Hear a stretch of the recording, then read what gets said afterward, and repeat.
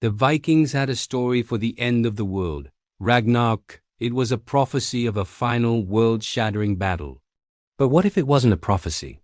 What if it was a memory of a real catastrophe that nearly wiped them out? What if Ragnarök already happened, and the signs are showing it's about to happen again? The story of Ragnarök begins with a warning. Fimbulwinter, the mighty winter, a winter that would last for 3 straight years with no summer. The sun would grow weak and society would crumble. Brothers would kill brothers, families would shatter, and humanity would face starvation and war. This was the first sign. After Fimbulwinter, the wolf skull would devour the sun, and his brother Hati would swallow the moon, plunging the world into darkness.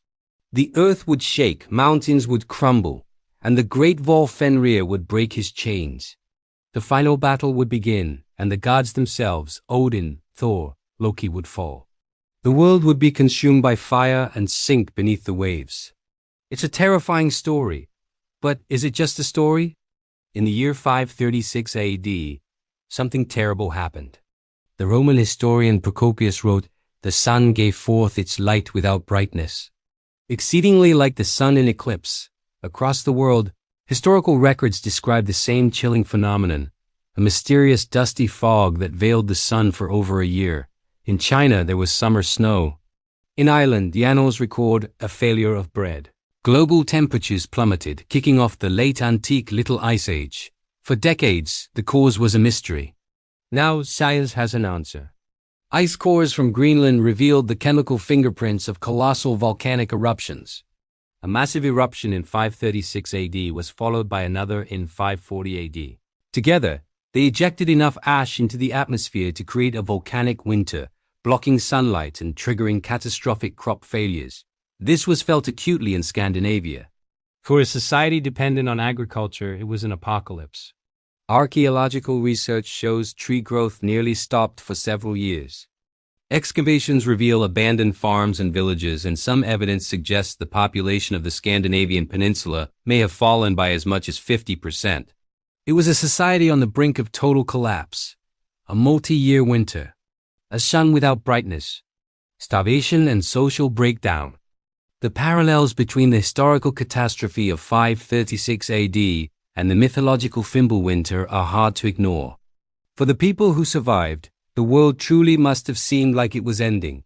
This generational trauma may have become a myth. The theory is gaining evidence. The Rack runestone in Sweden, carved in the 9th century, has long puzzled scholars. But a new interpretation suggests its cryptic text isn't about heroic battles, but about a battle against the climate, expressing a deep anxiety about another Fimbulwinter. Archaeologists have also found massive hoards of gold from this period, theorized to be desperate offerings to the gods to bring back the sun. But here is the most crucial part. The myth of Ragnarök does not end in absolute oblivion. After the world is destroyed, it's reborn. A new, green earth rises from the sea. 2 human survivors, Aleph and Lefrasa, emerge to repopulate the world. Ragnarök isn't just a story about an apocalypse.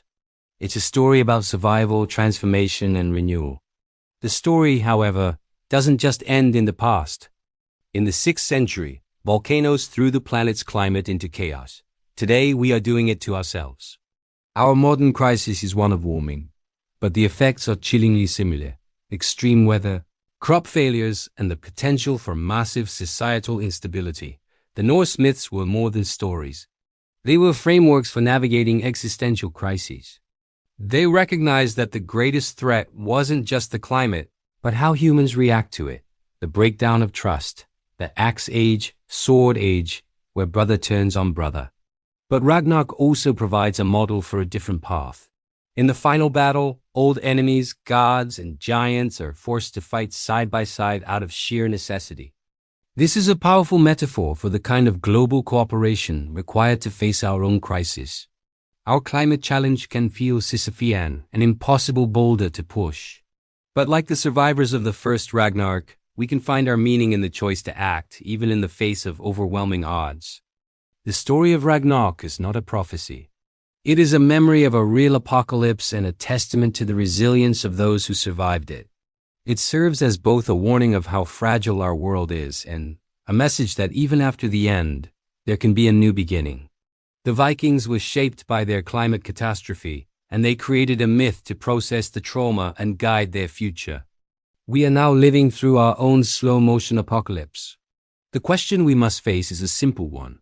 The Vikings created a myth to survive their apocalypse. What will we create to survive ours?